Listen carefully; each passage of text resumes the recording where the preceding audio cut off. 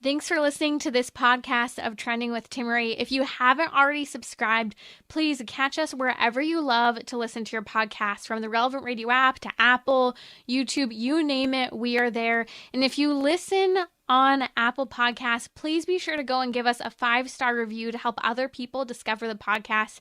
Anything you share in terms of episodes, whether it's texting it to a friend, posting on social media, helps to build up the kingdom for God, to help confront the challenging issues we face as a culture, but with joy, with hope, and with an eternal perspective where our faith collides with everyday life, bringing eternal principles to help us live our life joyfully. So, what's trending? Bridging your Catholic faith with your everyday life.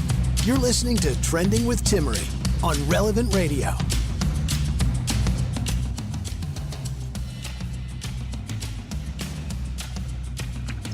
Welcome. It is so good to be with you, and I have news for you, and the news is that we need $3 million by the end of today in order to meet our needs to continue to operate here at Relevant Radio.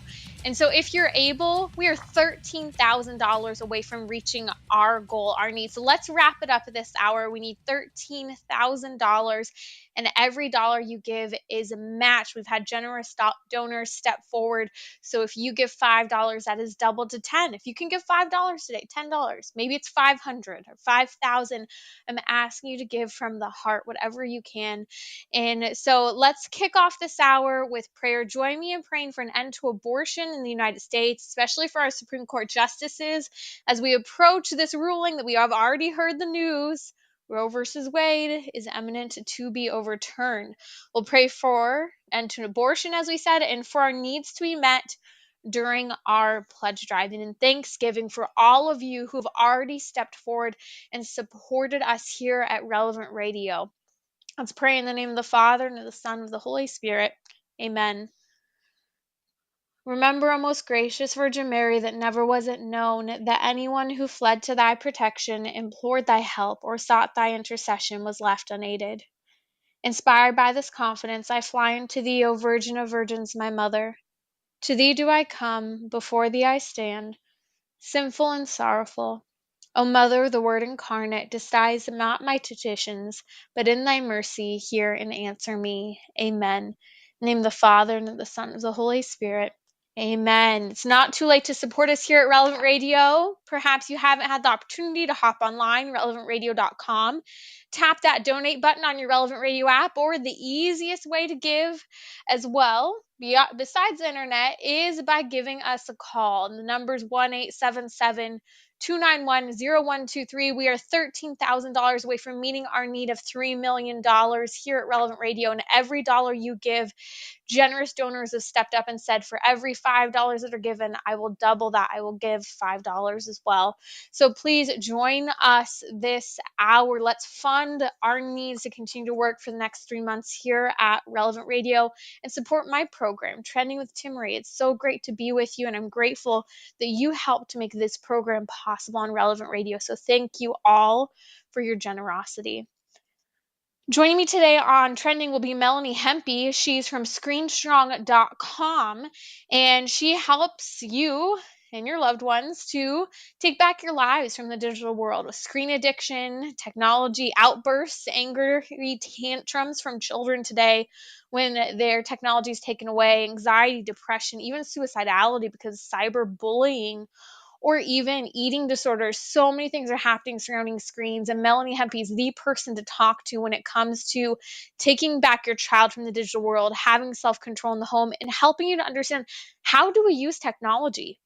What kind of balance is there? Is there a balance? And so we're going to talk about the two biggest myths that parents have when it comes to screen time.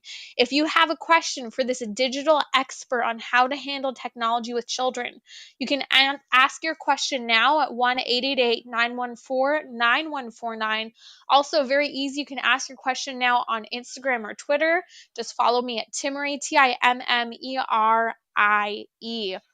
We're going to discuss controversy surrounding the Met Gala. Now, you may or may not care about the Met Gala that happened earlier this week, but there's been quite the drama with actress from Riverdale, that is Lili Reinhard, calling out, without naming her, Kim Kardashian about Kim Kardashian's crash diet. Now, it's making me think a lot about body image and the whole body image debate.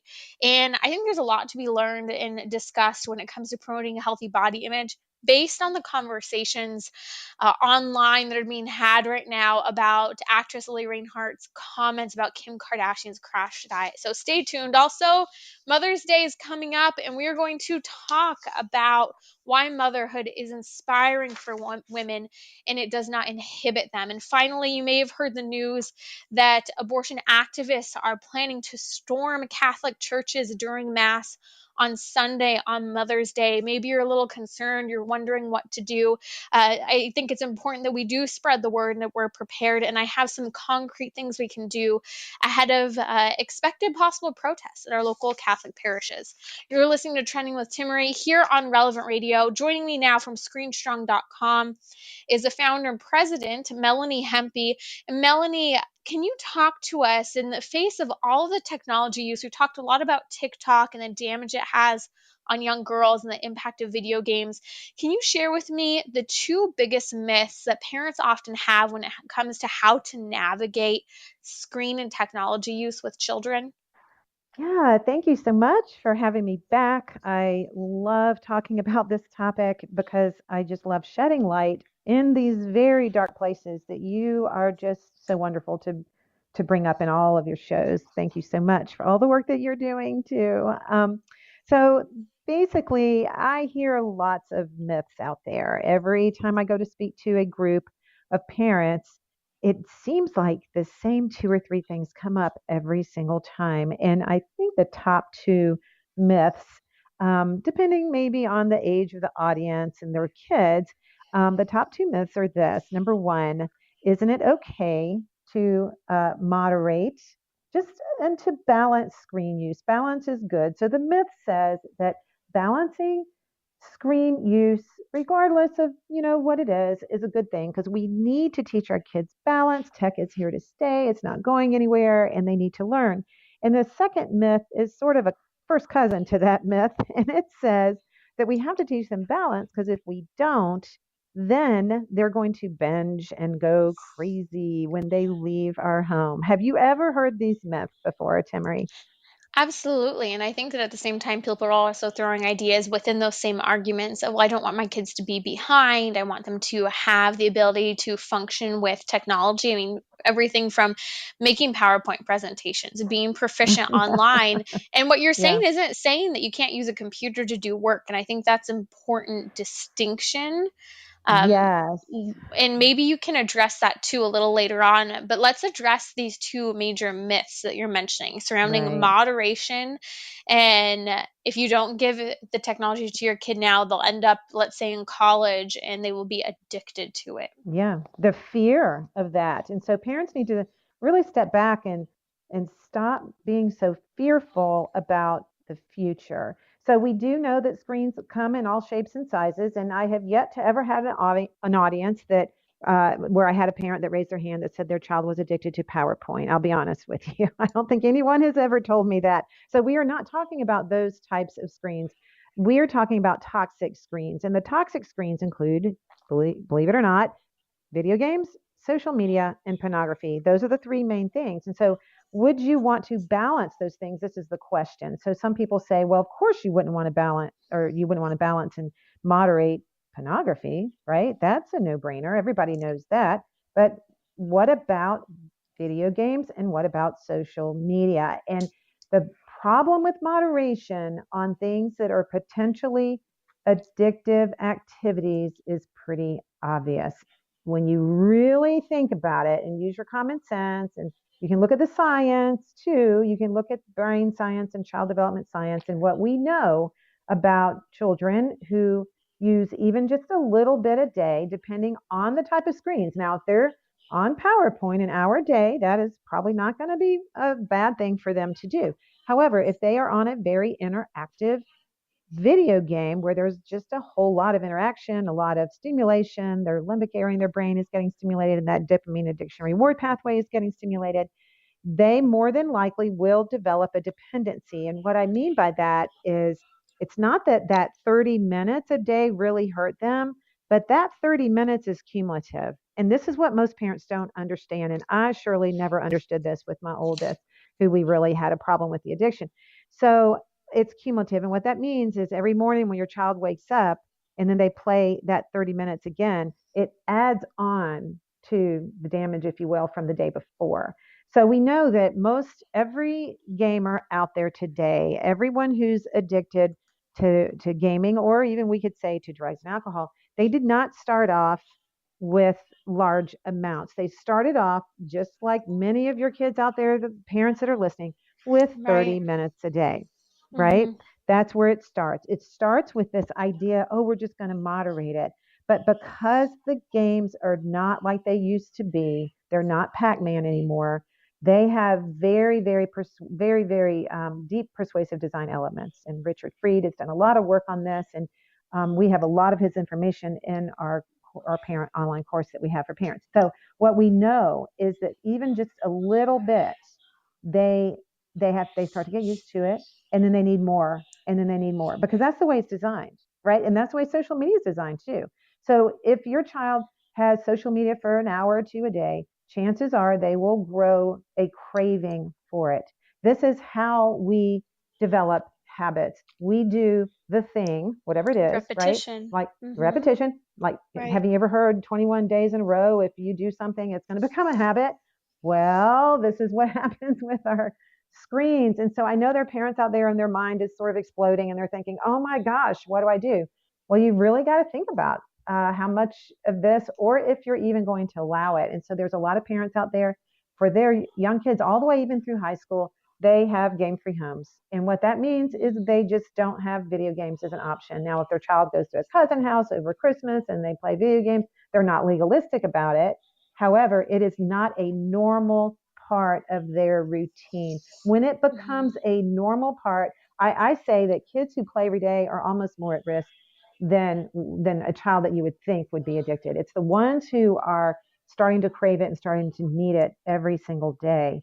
So there's Mhm. some things that we moderate in our life with our kids, right? There's certain things that are negotiable, like maybe what they take to lunch, or what clothes they wear, or how they want to cut their hair, or if they want to dye their hair. You know, there's all these crazy things teenagers like to do, but there's certain things that are not negotiable. And Mhm. this is for parents to decide.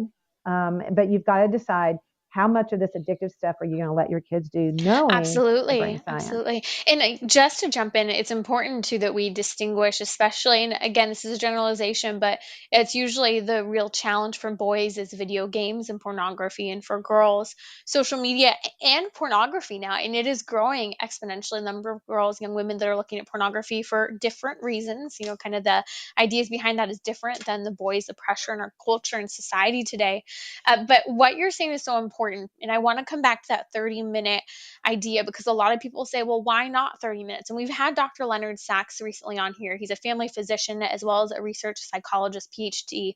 And he talks about how the studies are showing, just like you, and he's citing totally different studies, that 30 minutes a day is harmful for kids when it comes to whether it be video games, social media, in various forms of media, totally different from learning programs that I think are a huge distinction that must be made as well here. But it's fascinating to see that for some, it's shocking to hear that that 30 minutes a day is too much. How do you then respond to that moderation question? Are you saying zero video games, zero social media? What do you advise parents to do? Well, what we know, and what I think everybody listening can sort of agree to, the fact that if you're moderating video games, you're probably having some arguments in your house. Let's just be real, right? Your child wants Mm-hmm. to keep playing. You say your 20 minutes is up or your 30 minutes is up, and then they start arguing with you. They have a meltdown, they're whining, and then all night it's thinking about when they get to play their game again the next day, or they come home from school, they don't do their homework, they want their game. And then they say things like, well, I didn't really do 30 minutes on Wednesday, so mom, can I do an hour today, right? So they're always negotiating and they're arguing. And to be honest with you, it is not worth it. And I agree with Dr. Sachs. We are very connected with him as well. And I love how he says virtue begets virtue. And he is such a clear voice on this topic. And I just want parents out there to know that if you do allow this and if you try to start negotiating it, it may not be that the game itself is that bad, because we have time, right? And we have content. Those are the two things that are the problem with video games. Maybe the content is okay. But if your child needs to play every day, if they are asking you for it, if they really miss it when it's gone, you are starting down that path to a dependency. And it is extremely difficult to reverse as every day they get older. Absolutely. It is so hard to reverse. And a little story too, because we grew up in a video game free home. And I remember my brother and I both had a very brief stint with an online video game. And he and I are like 10 years apart. And when I play the online game, I would get so angry and frustrated and upset that eventually in time I quit. But I think because I didn't grow up in a gaming house and my mom was really clear as to why we didn't have video games, I was able to understand as a little bit older of a kid, probably around 12, 13-ish, that wow, I don't like how I feel and I keep feeling this way and I'm going to stop. That was because I was equipped with not having a game home. That wasn't a norm to feel that way for me. And same with my brother. He had a similar frustrating, angered response when he started playing a video game for a short period of time on the computer. And, it was ditched because that wasn't a healthy and wholesome behavior that was normal for us in our home, because we grew up with a game-free home other than those brief moments. And so I think that this model of what you're talking about is so important. It's a distinction that, although difficult to swallow, it's a reminder that even when you talk, Melanie, about 30 minutes a day, the reality is that a lot of families, and it's a lesson for us, it's not a criticism, we should be prioritizing 30 minutes of family time, dinner time together, or 30 minutes of exercise for each kid, or 30 minutes of playing the piano or whatever instrument. There's so many ways that we could better use our time than having to use these technologies. If you're just joining us now, you're listening to Trending with Timmerie here on Relevant Radio. That's Melanie Hempy from ScreenStrong.com. This is your resource to take back your children from the digital age. Stop the fight. Stop the need for moderation. Stop the eating disorders and a lot of the crises. In fact, Melanie, I know one parent who got involved with your Facebook group of support for parents who are trying to work through these challenges with their children. The parent commented that there were all these things going wrong with their kid. Everything from eating disorders, behavioral issues. They were told the child had anxiety and depression. And lo and behold, when this father heard you here on Trending, he said, I realized that maybe it was the screens, and he was inspired to pull back those screens from his daughter. And things like this, stories like this, are making the world of difference, getting kids off of antidepressants, overcoming their eating disorders because they don't have this constant comparison game that these poor girls are going through on social media. And these are conversations you only hear on Trending. We're asking you to support us here at Relevant Radio, and the number's 1-877 291-0123 to support us here at Relevant Radio. You can donate online, relevantradio.com, or the Relevant Radio app. We need $3 million to be fully funded to continue to operate here at Relevant Radio. We have $12,000 until we reach that $3 million goal. Matthew just gave $10 from San Antonio, Texas. Peggy just gave $25 from Miami, Florida. Thank you so much to all of you. Yes, thank you. Oh, more news. Susan just gave $50. Frank, $40 in California. Janet, $50 in San Francisco. Thank you so much for supporting us here on Trending with Timmerie on Relevant Radio. And every dollar you give is matched by a generous donor. So that $10 became $20 and $50 became $100. thank you. And we have thank you gifts waiting to be given to you. If you just head over to relevantradio.com now to donate, and you can see those gifts we have as a thank you. Joining me now is Melanie Hempy from ScreenStrong.com. Melanie, we do have questions coming in about moderating and navigating technology use. One of the questions that came in was on Instagram. And by the way, you can ask your question now. The number is 1-888-914-9149. Or you can ask your question now on Instagram or my Twitter. Just follow me at Timmerie. That's Timmerie. SS Critters on Instagram, Ash is a mom. She said, we relax with screen time. What tips do you have to finally break away from our relaxing time with baby steps to wean ourselves off? Right. So a lot of people do relax with a family movie night, for example, and that's fine. That is not the same thing. So let's be sure we're talking about the same thing. So for young kids, we know that habits are built very easily when they're little. And in fact, when their habits are built when the brain is still developing, is like a handprint in wet cement. It's eventually going to dry and harden. That's why for you, mom, and adults and dads out there, it doesn't affect you the same way as it affects your kids. And this is all explained in our physician endorsed parent course that we have, an online parent course for every mom and dad to get out there and understand this brain science. And it's very easy to understand when you look at how simple the nature is. And so when you want to relax with a screen, as long as you're co-viewing a non-stimulating screen like a movie, maybe you have a regular TV show like you like to watch with your kids, and you're all watching it together and you're interacting with each other, that's fine. That is not the same as your son going upstairs in his room or down in the basement or somewhere hiding in a corner, on his video game, or your daughter huddled up at some, couch somewhere with her social media. That is very, very different. So my encouragement is to actually use screens for family time if that's what you choose to do. We do a lot of board games. We have a lot of puzzles. We do a lot of reading. We have reading roundups when our kids were little, and we'd all get a blanket and go sit in the den and read for 30 minutes, and Timmerie, what you said just a minute ago, can you imagine what would happen if you spent that 30 minutes every single day in family time or on the piano?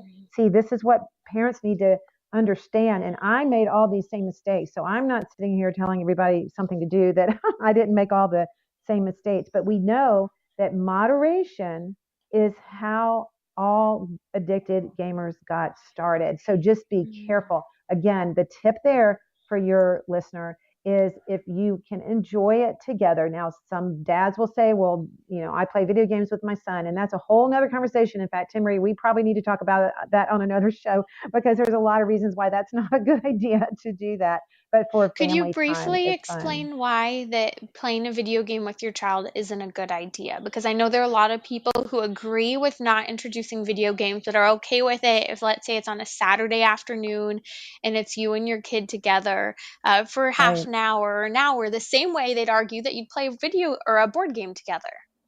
Well, it's very different than a board game. It's like, would you want to go have a cigarette with your son? Would you want to go have a drink with him or watch pornography with him? And I know people can say, oh, that's really over exaggerating. Well, It's a it's really slippery not. slope.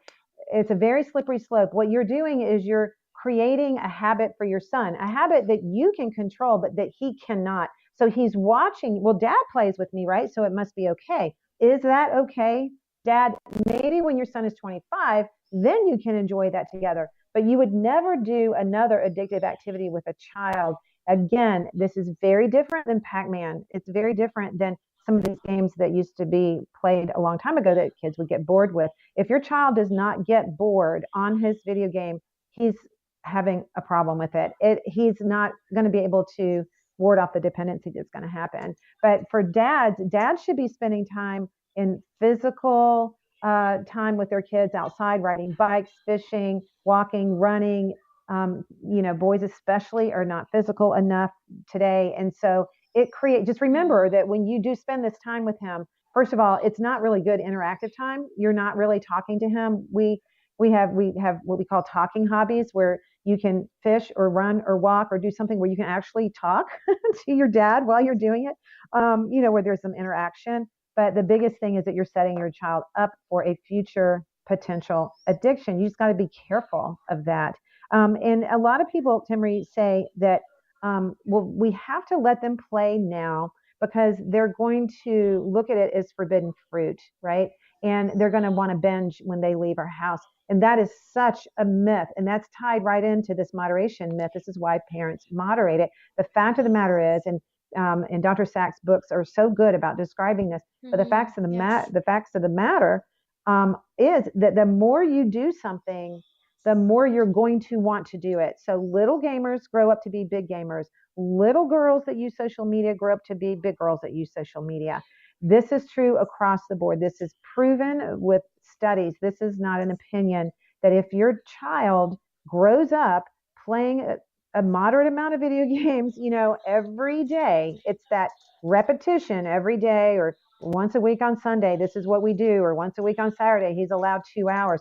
Then when he leaves your house, he is going to continue to do that and even do that more because he doesn't have you there setting the kitchen timer. And because this is such an addictive activity, and this is exactly what happened to my son. We did what we thought was a moderate amount. He went to college and binged and went crazy. So we know that kids who are gamers, they actually game a whole lot more. In fact, dropping out their first year is very common. So that doesn't happen with kids that grow up in game-free homes. They don't binge and go crazy. Games are not, and I asked one of my kids when he was in 5th grade, I said, are you going to binge and go crazy when you go to college? And he said, Mom, why would I play video games in college? I stink at video games. He said, I'm going to binge on baseball because that's what I love. And I thought, oh yeah, that's right. What a great answer. What's funny about that? Because I grew up in a game-free home, that when I've been around people who are playing video games, I have no desire to, in part because I'm so bad at it. And Yeah, also, I just don't think I'm more of a physical interaction person. And so I don't do it. So again, you're talking about making sure you don't model behavior as something that could be potentially very addictive. You're listening to Trending with Timmerie here on Relevant Radio. Sean from Front Royal, Virginia is calling to give a witness to having a screen tech-free home. Sean, would love to hear your story in a brief few moments we have. Right. Awesome. Thanks very much, and thanks for your program. I'll just get right to it then. So we're on the other end of the spectrum. We've been raising children for 24 years, and we have 4 adult children and 2 that are in high school. One of the things that was very important to us was to have a tech-free home or a tech-moderated home as the kids got older, and we're both educators, so my wife and I have really more she's the brilliant part of the duo, but she and I have worked really hard to make sure that when we worked with technology, we did so in a moderated way. And one of the things that I wanted to affirm was we found it was so much easier to fill time rather than take away things. So what we ended up doing was made a promise to ourselves that we would be filling the time with the kids doing things like soccer and like getting involved in sports and getting involved in church and the community. And it was so much easier when they came home and talked about their friends and said, hey, my friend's doing this, and my friend's playing this game online. Excellent. And I'd say, well, so filling the time, I have to cut you off there. I'm sorry that music's running, but filling the time so that they're not looking to fill their time with social media or video games. Sean, that's an incredible testament. We'll be right back here on Trending.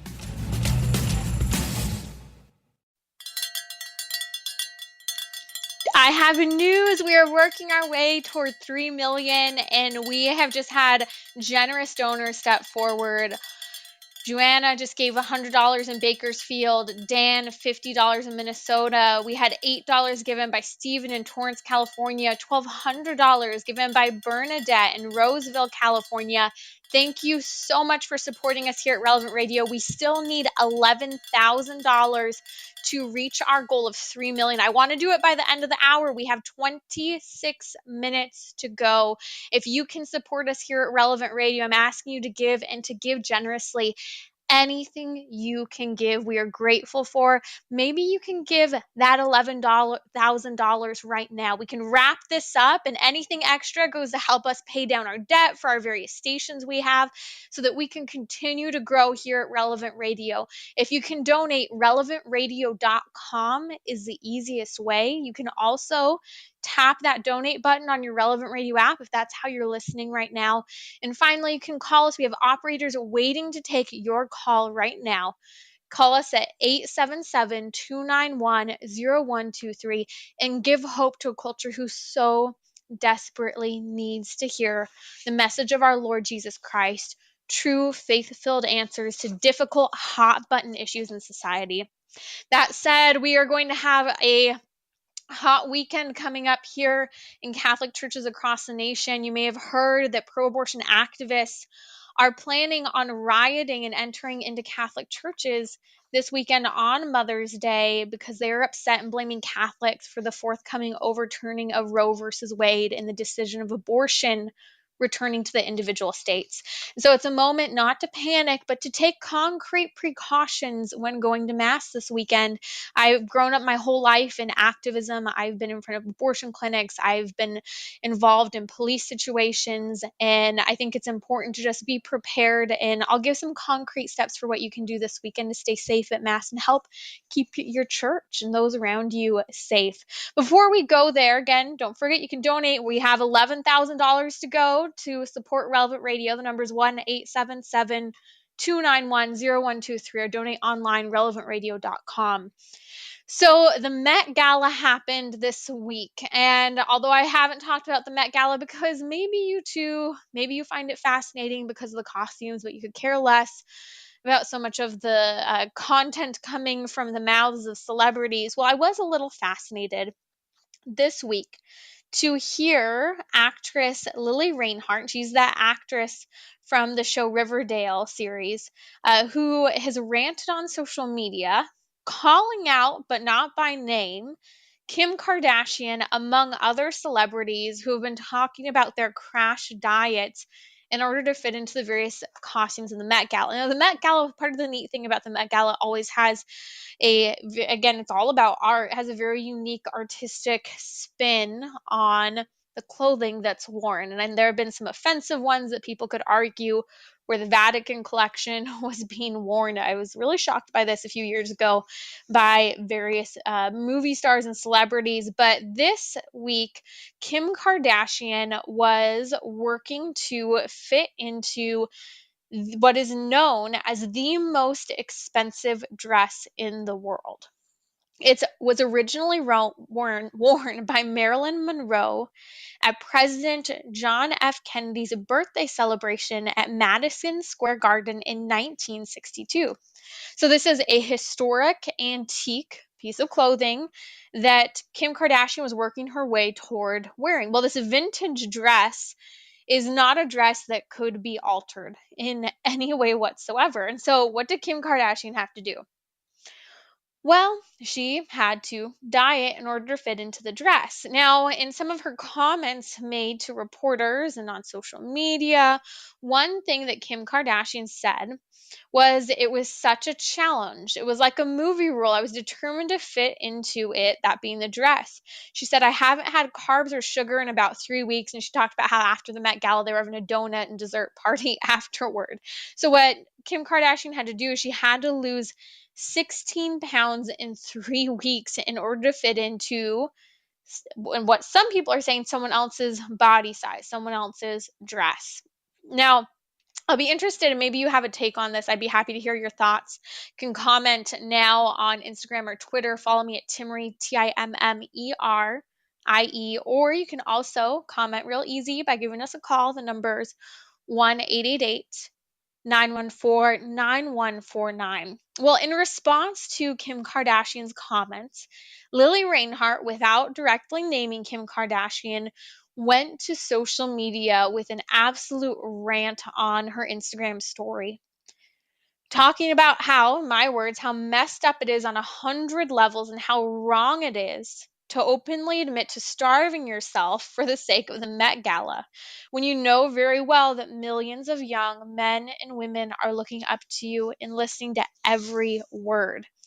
Now, Lili Reinhard went on to say this is ignorance. In other words, it's disgusting. She should please stop supporting these stupid, her words, harmful celebrities whose entire image revolves around their body. I'm not generally an angry person, but I swear that the toxicity of this industry sometimes really gets to me, and I have to do my little Instagram story rants to release my rage. Now, a little context to this. Riverdale actress Lili Reinhard, actually back in January, shared in a series of Instagram stories about how she herself has actually struggled with accepting her own body. And she talked about how seeing herself on everything from social media to paparazzi photos, she says she became hyper aware of her changing body. And this is interesting because she even talks about how her 25-year-old self at the time of sharing this and her 20-year-old self and how her body changed from her teen years all the way up to, being 25. And so she'd see all these images on social media and from the paparazzi. And she said, I could see the difference in my shape in photos and wondered if anyone else was noticing. Should I felt this strange and constant struggle of having to live up to the expectations of the appearance that I had already established to the world. I actually really appreciate Lili Reinhardt's words because talking about positive body image coming out of Hollywood is so important. And it's important to me because I grew up in the dance world. I've worked in the fitness world for the last 10 years. I taught dance actually at a very high level. Even in high school, I was teaching dance and choreographing for little kids. It was fun. But it's interesting because I see both sides of this. I see Kim Kardashian saying, hey, she didn't say, at least I didn't see, that she said she was starving herself. I saw her saying that she wasn't eating carbs or sugar in order to lose 16 pounds in 3 weeks. That's a lot for a woman to lose in 3 weeks. Not as much for a man to lose in 3 weeks. It's a little perhaps more realistic than for a woman, but that's a lot for a woman to lose in 3 weeks. And I also think it's a lot to say, here's this outfit. Now you go fit into this. Well, different people have different structures to their bodies, and that's a hefty expectation.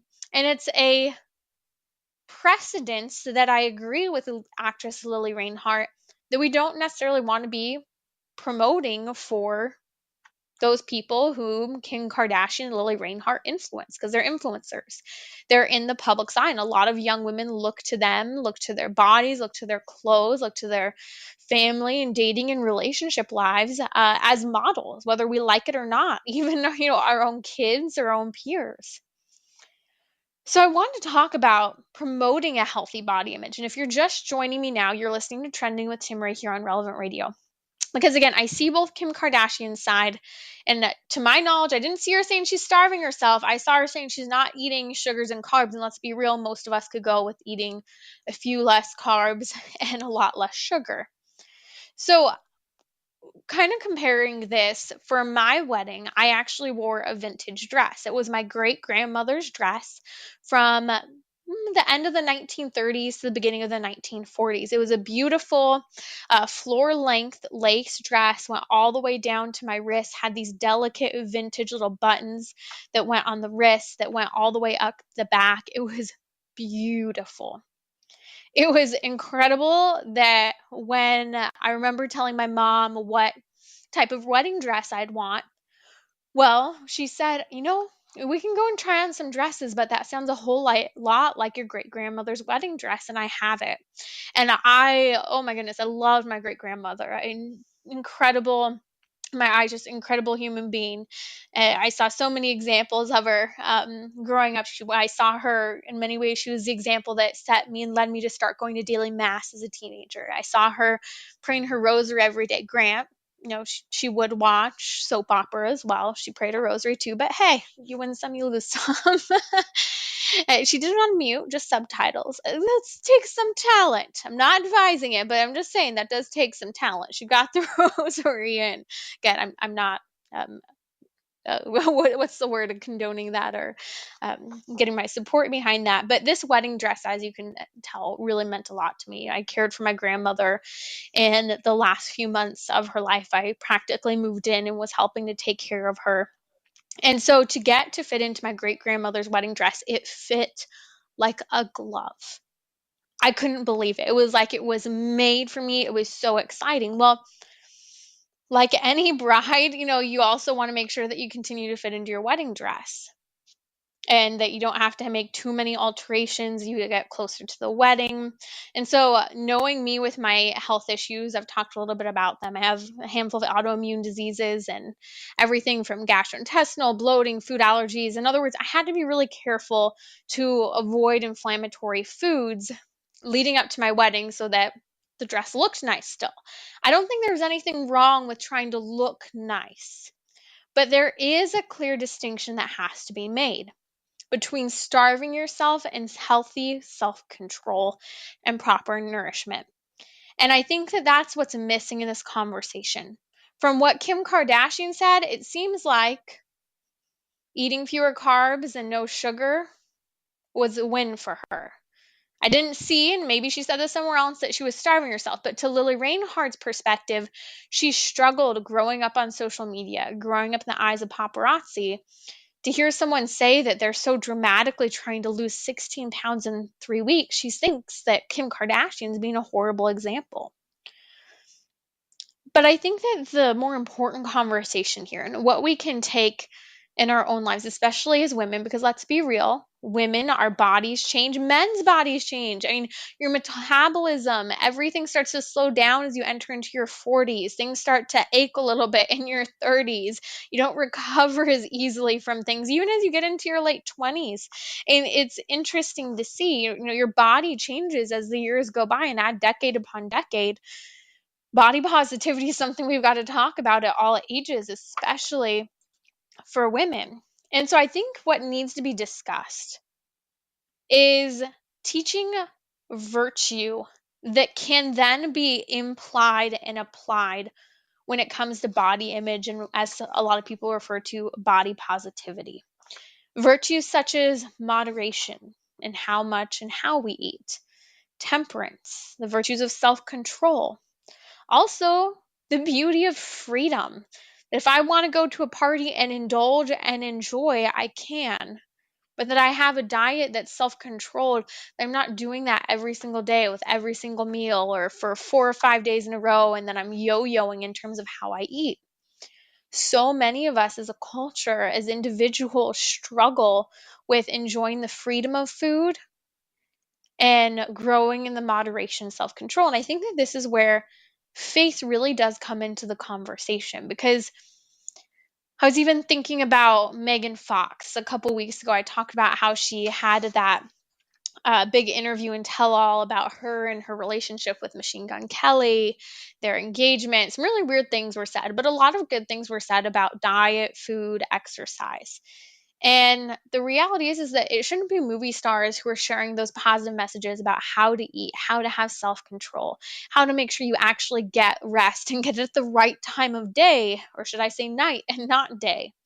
That we should be leading on this conversation, that we should be teaching these practical skills, these virtues of moderation and self-control and temperance, so that we can have the freedom to enjoy and the freedom to celebrate, so that we know the difference between dieting versus starvation. And when we hear the drama about the Met Gala between actress Lili Reinhard and reality TV star Kim Kardashian, we can actually see both sides of the conversation and where we ourselves in our own lives, and talking to other women in particular, and fathers talking to your daughters about where we draw the line, where we talk about dieting versus starving, needs versus wants, realistic expectations versus unrealistic expectations based on body size, based on structure. Now, my attitude with weight, I've always had a very healthy outlook when it comes to weight and exercise. I'm very athletic. I teach exercise and fitness. I've danced my whole life. So I've been around, especially with the dance, I've been in that anorexic bulimia type of culture. And even when I danced with the Russian Ballet Company in Washington, D.C., I saw that level of comparison when it came to body images and, who's going to be invited to be a full-time company member, and how a lot of that was reduced to, well, do you actually have the body type and the talent, not just the talent, but the body type. And when I was auditioning for ballet companies, and especially kind of at the peak of my dancing in the middle of high school, a lot of it came back to body type. When I was dancing, the iconic, the perfect type of body, was extremely lean and tall. I mean, I'm talking next to no muscle, next to no curves, and much taller than I am. I'm a whole 5'2". And so that was something that I always knew, and my mom talked a lot to me about, but I also understood health and reality in moderation. And the people who were doing that to themselves weren't necessarily happy. I mean, I grew up with girls throwing up in the bathroom. That was something that was normal for me to be around. And so my attitude with weight, though, I'm really grateful has been healthy. And I hope that we as women can take on attitudes such as this. I actually don't own a scale. And I know there's, a lot of disagreement and attitudes about that. But I don't weigh a scale because I more so pay attention to how my clothes are fitting. And I try to make sure that I buy properly fitting clothes so that I'm not having unrealistic standards for myself when it comes to how my clothes are fitting. And I joke, so my siblings, family call me their hippie. So yes, when I was pregnant, I had midwives. I didn't use a scale during pregnancy. I had no clue what my weight gain was. I don't know what my weight loss was. Yes, I did weigh myself, I think like a month or two after because I was curious. But there's a whole person approach in terms of how my baby was being monitored, how I was being monitored. And to me, like, that was helpful. I wasn't obsessing about how many pounds were packed on, how many pounds had to be packed off. I just wanted to be healthy for myself and especially once I had a new baby, for my baby. And so I think that really shifting our perspective away from this scale, away from this unrealistic size where we buy clothes that don't fit us and then we're working and working toward buying those clothes. In my opinion, I'm not a fan. Buy clothes that fit, they fit right where we're at. And then be realistic with shifting our goals, meeting our needs, staying healthy, meeting our needs versus unrealistic wants we might have when it comes to our body image. I think that this will help us in valuing our health and happiness a whole lot more rather than fitting into a mold or even fitting into a vintage dress, such as the one. It fit like a glove. I didn't have to set an unrealistic expectation to try and wear it for a wedding. But maybe Kim Kardashian did. 16 pounds in 3 weeks is a lot. And I think that these are opportunities for conversations that you and I can have with our loved ones. You're listening to Trending with Timmerie here on Relevant Radio. It's not too late to support Relevant Radio. If you can donate now, we're working our way toward our goal. We need $3 million and we have just about, $8,600 to go. If someone can step forward and donate $8,000 in the next hour, we will be almost done. I'm asking you to give, whether it's $50, $1,000. Numbers 1-877-291-0123. Give on relevantradio.com or the Relevant Radio app. I will be right back here on Trending with Timmerie. How about Meredith? How old are you? I'm 17, Patrick. It's great to talk to you. I listen to your show literally every single day when I have my breakfast. And I loved hearing you and Cyrus banter back and forth. Really makes my day. The Patrick Madrid Show. Play it again, Sam. It's not the Canadian way. That is Cale Clark. The Patrick Madrid Show. It's not Cale Clark. It is Cale Clark. 8 a.m. Central on Relevant Radio and the Relevant Radio app. We are getting so close. We've raised nearly $5,000 this hour with that matching donation. $5,000 is doubled to $10,000. We need $7,450 more to reach our goal. Wow, someone just stepped forward in Litchfield Park, Arizona, donating $1,200. Gay just donated in Hawaii $25. If you can support us, you have 8 minutes. Let's wrap this up. Just a little over $7,000 to go. If you can donate $7,000 right now, I'm asking you to give and give generously, whatever you can give, as big or as small. RelevantRadio.com, the Relevant Radio app. You can also, if you need to, we have operators waiting to take your calls right now. The lines are open. The number is 1-877-29 10123. You're listening to Trending with Timmerie here on Relevant Radio. Okay, so ahead of Mother's Day weekend, there's a lot I wanted to talk about in our last minutes together, but I wanted to talk about the news that's come out about abortion activists storming Catholic churches during Mass expected this Sunday on Mother's Day. A radical abortion group calling itself, quote, Ruth Sent Us, announced that they are mobilizing activists across the nation to enter Catholic churches during Mass on Sunday. In response to the reports that the Supreme Court is set to overturn Roe versus Wade, leaving the decision on abortion back to the individual states. This is historic. This is good news, but Catholics are being blamed. I warned you earlier in the week that this would happen. This group is saying in a video announcement as well on social media, whether you're a Catholic for choice, ex-Catholic, for other or no faith, recognize that this extremist Catholic set is out to overturn Roe. They're blaming Catholics for working to end abortion in this nation. That's good news. Pat yourselves on the back. If you are Catholic and you have upheld the pro-life position, that's good news. I get it. A little concerning, maybe even scary to think that that something might happen at your church this weekend. I have grown up in activism my entire life. I've seen, the police show up. I've seen a lot of things happen. We even had our own parish 2 years ago during the BLM protests. Our church was actually targeted for an attack. There were announcements made that they were going to go after the church. And let me tell you, the attacks did not happen on our church. And I'll tell you why, because the church came together and did all the right things. And so I want to talk to you about safety this weekend at Mass and taking some concrete steps for and maybe even with your parish. I think first, notifying your parish that there's this threat. I know a lot of the parishes and dioceses are aware, but notifying your parish that this is a threat and talking about because of this threat, and maybe even sharing the post. We'll actually share it now on social media, sharing this with your pastor and even with the police, notifying them that your parishes, because it's Catholic, are being threatened across the nation. And you can even ask for police patrol cars to come by, and even for a police car, given how large a gathering is, to come and sit in the church parking lot. This small thing is a huge step in helping people feel safe, but also helping keep the crazies away. That's one really simple thing. And again, we're posting a link now. Patrick is posting it on social media, so you have a little bit of that information if you need to present it to your pastor or even to the police asking for that little bit of protection. The police will drive by. Police will, send a cop car sometimes out to be at your event. I've seen this happen a lot of the times. That simple request can really help mitigate threats such as these. Now, I do believe that the vast majority of parishes will not have pro-abortion activists or protesters showing up to the churches or even going inside. I think that, more so the churches that where you may see targeted or will be in cities and might even be near universities.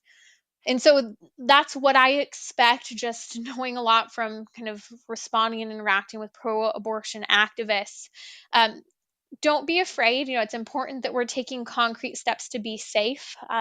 Have a respectful silence if protesters do show up. Do not engage. This is really important that we are not engaging with them. Of course, if there needs to be protection, self-defense, absolutely, but don't engage. They're there to yell. They're there to scream. Remember that many of the people showing up at or in those churches, if they do, will be often post-abortive. They will have been through an abortion experience themselves, and they are hurting from that lost childhood, that lost child. They're hurting from the wound of losing or having participated in an abortion. They're hurting from the damage that Mother's Day, and that they feel on Mother's Day, a day they should be celebrating the gift of life and the gift of motherhood. And so let's give that gift when they were not able to give it to themselves, of peace, of love, of respect, of joy. And remember that Jesus Christ made it very clear, if they persecute me, they will persecute you. And I think of all of the stories of the early church and the apostles when they're put on trial, when they're threatened, and many of them are even martyred. They would rejoice. I talked about this on Monday during our weekly happy hour. They would rejoice that they had the opportunity to be rejected, to be protested, to be corrected and maligned, and even beaten and bruised at times for the sake of the gospel of our Lord Jesus Christ. So I want to encourage you, don't be afraid. take the proper precautions. You can even take relevantradio.com/trending, listen to this podcast, share it maybe with your pastor, whoever you need to. And again, we put a link up to that threat that was being circulated on social media from that pro-abortion group saying they're going to storm churches. Again, those are concrete things we can do to stay safe and help protect our churches. You're listening to Trending with Timmerie here on Relevant Radio. We're asking you again to support us here on Relevant Radio. Thank you so much for supporting us if you donated. It's not too late to donate. RelevantRadio.com is the easiest way. On your Relevant Radio app, the number's 1-877-291-0123 to give and to give hope. And I'm asking you to give generously. And if you have, thank you so much. Have you joined us yet for our weekly happy hour on Trending? This is Timmerie from Trending with Timmerie. Mondays, we discuss everything from happiness, although it's fleeting, to joy, which is rooted in God. We address midlife crises, prayer, friendship, job satisfaction, and you name it, because who doesn't want to have lasting happiness, joy rooted in God? Join me daily at 6 p.m. Central on Relevant Radio or the Relevant Radio app.